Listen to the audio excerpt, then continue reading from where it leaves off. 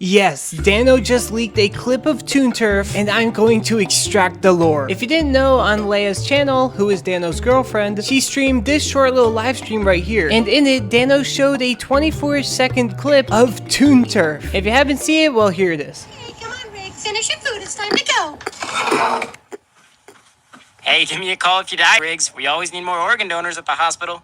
Alright, that's the last of them. Oh, wait, I have to grab my lucky lighter. Do you need anything else from inside the...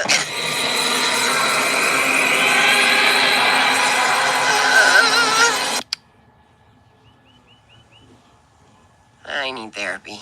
There you go. Now we know Toon Turf will have multiple seasons, but I do believe this video clip is from the pilot episode. Because one, I don't think Danno would be willing to show episodes later than the pilot episode. And the second reason, well, I'll get to it later. Now at the very beginning, we get to hear Riggy's mother speak. Hey, come on, Rick. Finish your food. It's time to go. At the start, I believe she says, okay, come on, Riggs. And then the more clearly heard part, finish your food, it's time to go. Where they are going, well, I'll talk about that in a bit. But I think this is the very first time we've heard Riggy get the nickname Riggs. Unless maybe Danno called him that at one point, I'm not really sure. We then see this sign on the wall, and flipping it over, it reads, family is good, which is trying to give off the vibe that they're a nice, happy, loving family. But we know that behind the scenes, things are a bit more complicated. Because of this short right here where Riggy drunkenly says this. Why, I hate my parents? So this is my mom and dad, and this is my dad, and this is my mom. And apparently I was just never good enough for them. I mean, look at my graduation picture. Of course, Jordan gets all the love and attention. Speak about Riggy's brother, we then hear a line from him, saying this. Hey, give me a call if you die, Riggs. We always need more organ donors at the hospital. Now this is a little joke that he says teasing Riggy, but it's also kind of a foreshadowing Easter egg, because we know that Riggy later loses an organ, specifically his kidney, to a penguin. And one penguin specifically? Well, it's Squeaker. And we know this information because of the government documents, specifically the second one on Riggy, where it says he had a run-in with inmate 1800, which resulted in him losing an organ. And on Squeaker's document, it literally calls him subject 1800. Anyways, we then see Riggy packing his stuff up, and yeah, I do believe this is Riggy moving from his hometown to Toonville, because in the History of Riggy video, he shows a timeline, and literally the pilot episode points to when Riggy moves to Toonville. That's literally what he does in the pilot episode, and I believe that's what we're seeing here. Now, why is his mother going with him? Well, that's what parents do sometimes, going with their kid when moving to make sure that everything goes well. And then we finally get to the purple fire, which has a bunch to dive into. But you know what else is fire? Hitting that subscribe button. Okay, but for real, I have 6 different YouTube channels, and my second most subbed is a Dead Shorts channel, which my Extract Lore channel does have more subs than. However, Supreme Boba Fett has also been losing subs, and its all-time high was 8,551, which the Extract Lore channel has not quite reached yet, but we're so close. I believe we can achieve it by the end of July, so please smash that subscribe button and help me out. Please and thank you. Okay, enough of my yapping. Let's finally jump into the fire. That sounds weird out of context, and kind of violent. I'm never violent. So I believe this is the first time we actually get video footage of Riggy hallucinating the purple fire, or having a vision of it, or whatever. We have seen this clip before, however, I don't quite think this is Riggy having a vision, and I think this is actually Riggy committing some crimes here. I mean, with the bloody knife, this is insinuating that Riggy is killing people, which Riggy himself has literally admitted to doing. And killed a couple people. Okay, killed a lot of people. In fact, he's murdered thousands. But again, we can only theorize that this isn't just a hallucination. This one in the leaked clip, however, is a hallucination, and listen to Riggy's reaction.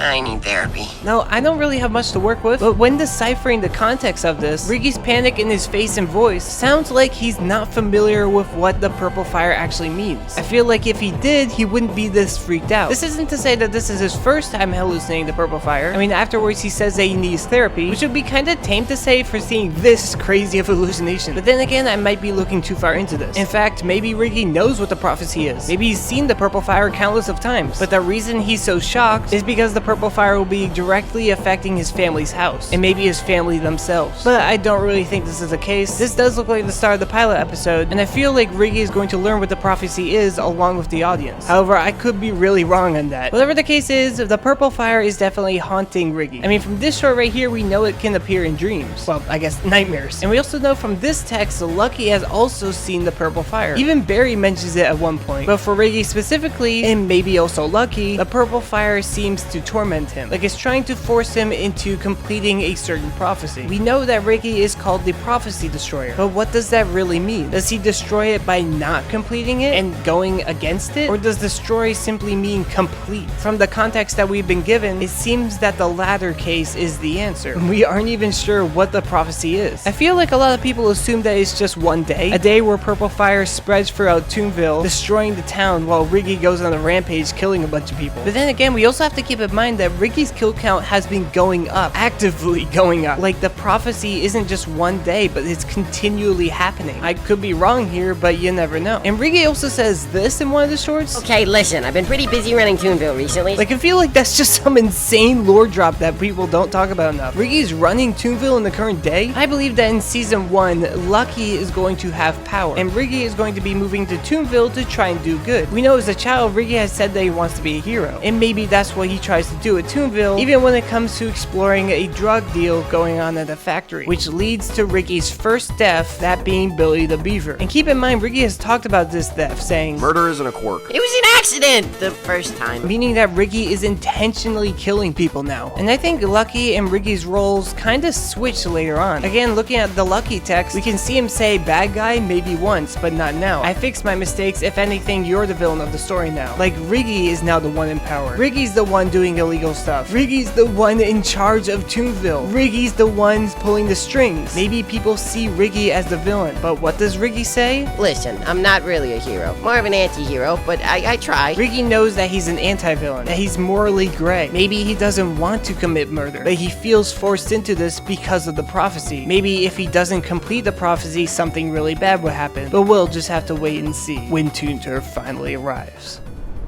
How am I gonna save them all now?